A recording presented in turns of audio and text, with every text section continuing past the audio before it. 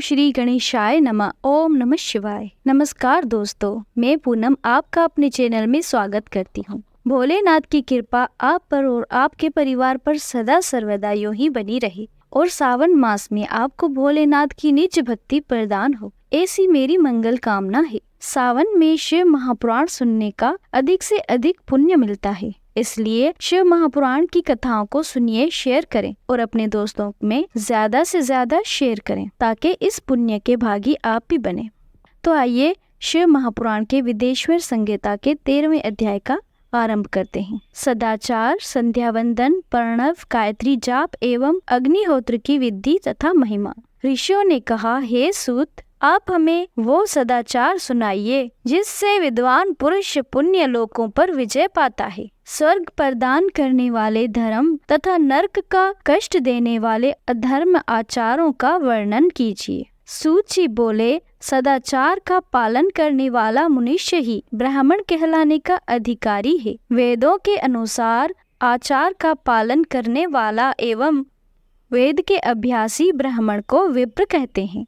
सदाचार, वेदचार तथा विद्या गुणों से युक्त होने पर उसे द्विज कहते हैं। वेदों का कम आचार तथा कम अध्ययन करने वाले एवं राजा के पुरोहित अथवा सेवक ब्राह्मण को क्षत्रिय ब्राह्मण कहते हैं। जो ब्राह्मण कृष्टि या वाणिज्य कर्म करने वाला है तथा ब्राह्मण उचित आचार का भी पालन करता है, वो वैश्य ब्राह्मण है तथा स्वयं खेत जोतने वाला शूद्र ब्राह्मण कहलाता है। जो दूसरों के दोष देखने वाला तथा परद्रोही है, उसे चंडाल द्विज कहते हैं। क्षत्रियों में जो पृथ्वी का पालन करता है वो राजा है तथा अन्य मनुष्य राजत्वहीन क्षत्रिय माने जाते हैं। जो धान्य आदि वस्तुओं का क्रिया विक्रिया करता है वो वैश्य कहलाता है। दूसरों को वाणिक कहते हैं। जो ब्राह्मणों, क्षत्रियों और वैश्यों की सेवा में लगा रहता है शूद्र कहलाता है। जो शूद्र हल जोतता है उसे वृषल समझना चाहिए। इन सभी वर्णों के मनुष्यों को चाहिए कि वे ब्रह्म मुहूर्त में उठकर पूर्व की ओर मुख करके देवताओं का, धर्म का, अर्थ का, उसकी प्राप्ति के लिए उठाए जाने वाले कलेशों का तथा आय और व्यय का चिंतन करें। रात के अंतिम पहर के मध्य भाग में मनुष्य को उठकर मल मूत्र त्याग करना चाहिए। घर से बाहर शरीर को ढककर जाकर उत्तराभिमुख होकर मल मूत्र का त्याग करें। जल, अग्नि, ब्राह्मण तथा देवताओं का स्थान बचाकर बैठें। उठने पर उस ओर ना देखें।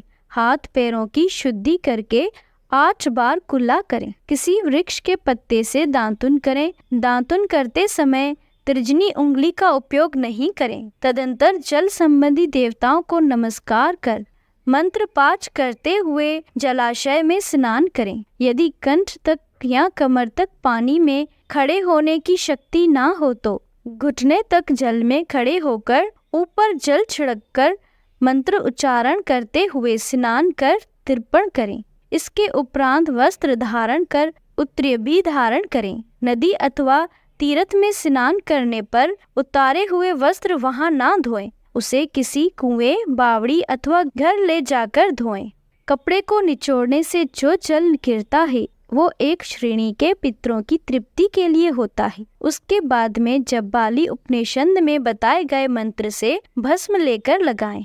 इस विधि से पालन करने से पूर्व यदि भस्म गिर जाए तो गिराने वाला मनुष्य नरक में जाता है। आपोहिष्टा मंत्र से पाप शांति के लिए सिर पर जल छिड़ककर यस्याय मंत्र पढ़कर पैर पर जल छिड़कें। आपोहिष्टा में 3 ऋचाएं हैं। पहली ऋचा का पाठ कर पैर, मस्तक और हृदय में जल छिड़कें। दूसरी ऋचा का पाठ कर मस्तक, हृदय और पैर पर जल छिड़कें तथा तीसरी ऋचा का पाठ करके हृदय, मस्तक और पैर पर जल छिड़कें। इस प्रकार के स्नान को मंत्र स्नान कहते हैं। किसी अपवित्र वस्तु के स्पर्श हो जाने पर, श्वास ठीक ना होने पर, यात्रा में या जल उपलब्ध ना होने की दशा में मंत्र स्नान करना चाहिए। प्रातः काल की संध्या उपासना में गायत्री मंत्र का जाप करके 3 बार सूर्य को अर्घ्य दें। मध्याह्न में गायत्री मंत्र का उच्चारण कर सूर्य को एक अर्घ्य देना चाहिए। सायंकाल में पश्चिम की ओर मुख करके पृथ्वी पर ही सूर्य को अर्घ्य दें। सायंकाल में सूर्य अस्त से 2 घड़ी पहले की गई संध्या का कोई महत्व नहीं होता। ठीक समय पर ही संध्या करनी चाहिए। यदि संध्या उपासना किए बिना एक दिन बीत जाए तो उसके पश्चात हेतु अगली संध्या के समय 100 गायत्री मंत्र का जाप करें। 10 दिन छूटने पर 1 लाख तथा 1 माह छूटने पर अपना उपनयन संस्कार कराएं। अर्थ सिद्धि के लिए ईश, गौरी, कार्तिकेय, विष्णु, ब्रह्मा, चंद्रमा और यम व अन्य देवताओं का शुद्ध जल से तर्पण करें। तीर्थ के दक्षिण में मंत्रालय में, देवालय में अथवा घर में आसन पर बैठकर अपनी बुद्धि को स्थिर कर देवताओं को नमस्कार कर जाप करने के पश्चात गायत्री मंत्र का जाप करें। प्रणव के अ, उ और म तीनों अक्षरों में जीव और ब्रह्म की एकता का प्रतिपादन होता है। अतः प्रणव मंत्र का जाप करते समय मन में ये भावना होनी चाहिए कि हम तीनों लोकों की सृष्टि करने वाले ब्रह्मा, पालन करने वाले विष्णु तथा संहार करने वाले रुद्र की उपासना कर रहे हैं। ये ब्रह्म स्वरूप ओमकार हमारी कर्म इंद्रियों, ज्ञान इंद्रियों, मन की वृत्तियों तथा बुद्धि सदा भोग और मोक्ष प्रदान करने वाले धर्म एवं ज्ञान की ओर प्रेरित करें। जो मनुष्य प्रणव मंत्र के अर्थ का चिंतन करते हुए इसका जाप करते हैं, निश्चय ही ब्रह्म को प्राप्त करते हैं, तथा जो मनुष्य बिना अर्थ जाने प्रणव मंत्र का जाप करते हैं उसको ब्रह्म तत्व की पूर्ति होती है। इस हेतु श्रेष्ठ ब्राह्मण को प्रतिदिन प्रातःकाल एवं 1 सहस्त्र गायत्री मंत्र का जाप करना चाहिए। मध्याह्न में 100 बार तथा सायं में 28 बार जाप करें। अन्य वर्णों के मनुष्य को सामर्थ्य के अनुसार जाप करना चाहिए। हमारे शरीर के भीतर मूलाधार, स्वाधिष्ठान, मणिपुर, अनाहत, आज्ञा और सहस्रार नामिक 6 चक्र हैं। इन चक्रों में क्रमशः विदेश्वर, ब्रह्मा, विष्णु, ईश, जीवात्मा और परमेश्वर स्थित हैं। सद्भावना पूर्वक विश्वास के साथ सोहम का जाप करें। सहस्त्र बार किया गया जाप ब्रह्मलोक प्रदान कराने वाला है। 100 बार किए जाप से इंद्र पद की प्राप्ति होती है। आत्मरक्षा के लिए जो मनुष्य अल्प मात्रा में इसका जाप करता है वो ब्राह्मण कुल में जन्म लेता है। 12 लाख गायत्री मंत्र का जाप करने वाला मनुष्य जिस ब्राह्मण ने 1 लाख गायत्री का भी जप ना किया हो उसे वैदिक कार्यों में ना लाए। यदि एक दिन उल्लंघन हो जाए तो अगले दिन उसके बदले में उतने अधिक मंत्रों का जाप करना चाहिए। ऐसा करने से दोषों की शांति होती है, धर्म से अर्थ की प्राप्ति होती है, अर्थ से भोग सुलभ होता है, भोग्य से वैराग की संभावना होती है, धर्म पूर्वक उपार्जित धन से भोग प्राप्त होता है, उससे भोगों के प्रति आसक्ति उत्पन्न होती है। मनुष्य धर्म से धन पाता है एवं तपस्याओं से दिव्य रूप प्राप्त करता है। कामनाओं का त्याग करने से अंतःकरण की शुद्धि होती है, उस शुद्धि से ज्ञान का उदय होता है।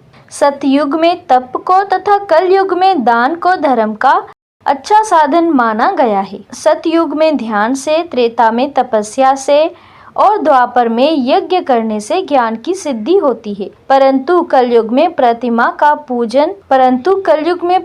की पूजा से ज्ञान लाभ होता है। अधर्म हिंसात्मक और दुख देने वाला होता है। धर्म से सुख व अभयोदय की प्राप्ति होती है। दुराचार से दुख तथा सदाचार से सुख मिलता है। अतः भोग और मोक्ष की सिद्धि के लिए धर्म का उपार्जन करना चाहिए। किसी ब्राह्मण को 100 वर्ष के जीवन निर्वाह की सामग्री देने पर ही ब्रह्मलोक की प्राप्ति होती है। 1 सहस्त्र चंद्रायण व्रत का अनुष्ठान ब्रह्मलोकदायक माना जाता है। दान देने वाला पुरुष जिस देवता को सामने रखकर दान करता है, अर्थात जिस देवता को वो दान द्वारा प्रसन्न करना चाहता है, उसी देवता का लोक उसे प्राप्त होता है। धनहीन पुरुष तपस्या कर अक्षय सुख को प्राप्त कर सकते हैं। ब्राह्मण को दान ग्रहण कर तथा यज्ञ करके धन का अर्जन करना चाहिए। क्षत्रिय बाहुबल से तथा वैश्य कृषि एवं गौ रक्षा से धन का उपार्जन करें। इस प्रकार न्याय से उपार्जन धन को दान करने से दाता को ज्ञान की सिद्धि होती है एवं ज्ञान से ही मोक्ष की प्राप्ति सुलभ होती है। गृहस्थ मनुष्य को धन दान आदि सभी वस्तुओं का दान करना चाहिए। जिसके अन्य को खाकर मनुष्य कथा श्रवण तथा सत्कर्म का पालन करता है तो उसका आधा दाता को मिलता है। दान लेने वाले मनुष्य को दान में प्राप्त वस्तु का दान तथा तपस्या द्वारा पाप की शुद्धि करनी चाहिए। उसे अपने धन के 3 भाग करने चाहिए, एक धर्म के लिए, दूसरा वृद्धि के लिए एवं तीसरा उपभोग के लिए। धर्म के लिए रखे धन से नित्य नैमित्तिक और इच्छित कार्य करें। वृद्धि के लिए रखे धन से ऐसा व्यापार करें जिससे धन की प्राप्ति हो तथा उपभोग के धन से पवित्र भोग भोगें। खेती से प्राप्त धन का 10वां भाग दान करें, इससे पाप की शुद्धि होती है।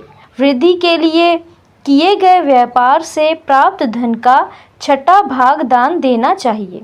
विद्वान को चाहिए कि वो दूसरों के दोषों का बखान ना करे।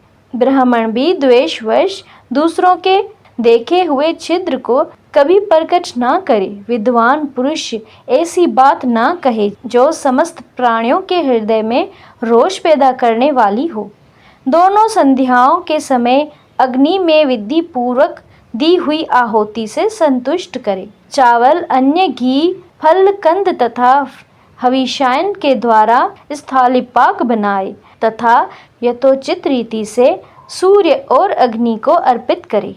यदि दोनों समय अग्निहोत्र करने में असमर्थ हो तो संध्या के समय जाप और सूर्य की वंदना कर ले। आत्मज्ञान की इच्छा रखने वाले तथा धनी पुरुषों को इसी प्रकार उपासना करनी चाहिए। जो मनुष्य सदा ब्रह्म यज्ञ करते हैं, देवताओं की पूजा, अग्नि पूजा और गुरु पूजा प्रतिदिन करते हैं तथा ब्राह्मणों को भोजन, वे स्वर्गलोक के भागी होते हैं। यहीं पर शिव महापुराण का 13वां अध्याय समाप्त होता है। तो प्रेम से बोलो शिव पार्वती की जय हो। दोस्तों, अगर आपको ये वीडियो पसंद आई हो तो अपने दोस्तों में शेयर करें और कमेंट में हर हर महादेव लिखना ना भूलें। धन्यवाद।